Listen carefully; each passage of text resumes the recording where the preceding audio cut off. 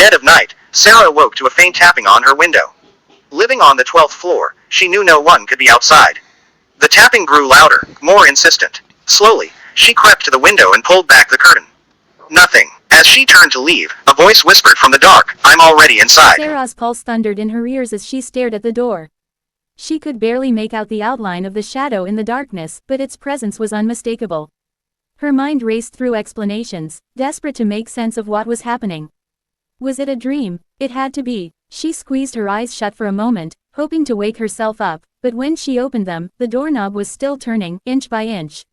The whisper came again, so close it felt as though it was inside her head. "I'm already inside." Her blood turned to ice. The air in the room felt thick and suffocating, as if it was being slowly drained of oxygen. She backed up, her legs trembling beneath her. Every muscle screamed for her to run, but where could she go? The apartment was 12 stories up, there was no escape. The doorknob clicked, the door creaked open a fraction, just enough for her to glimpse the inky blackness beyond. For a moment, all was still. Sarah strained her ears, listening for any sound, any movement, but the tapping behind the door had stopped, replaced by an unsettling silence. And then it began again, this time from the window. She spun around, her eyes darting to the glass.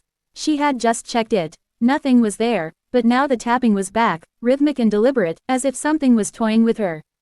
She couldn't see anything outside, no figure or hand causing the noise.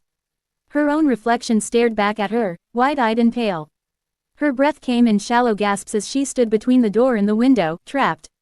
She could feel the presence growing closer, its invisible weight pressing against her, suffocating her. The door behind her creaked open wider, and the tapping on the window became pounding.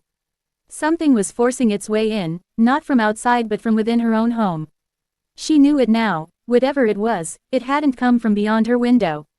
It had always been inside. From the corner of her eye, she saw it. A shadow slithered along the floor, twisting and undulating like smoke, but solid enough to send a jolt of terror through her. It moved with purpose, snaking across the room, merging with the darkness that pulled around the edges of the walls.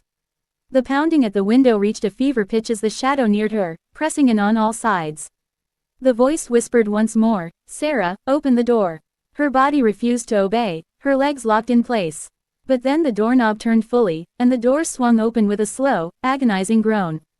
A figure stood in the threshold, impossible to make out, a silhouette swallowed by the darkness behind it.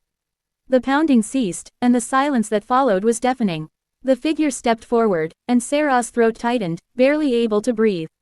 She felt its gaze on her, heavy and ancient, as if it had been watching her long before tonight. Her heart hammered against her ribs as the figure moved closer, the air in the room growing colder with every step. Just as it reached her, the lights flickered violently, plunging the room into absolute darkness. And in the black, the whisper came once more. "I'm already inside, and now, so are you."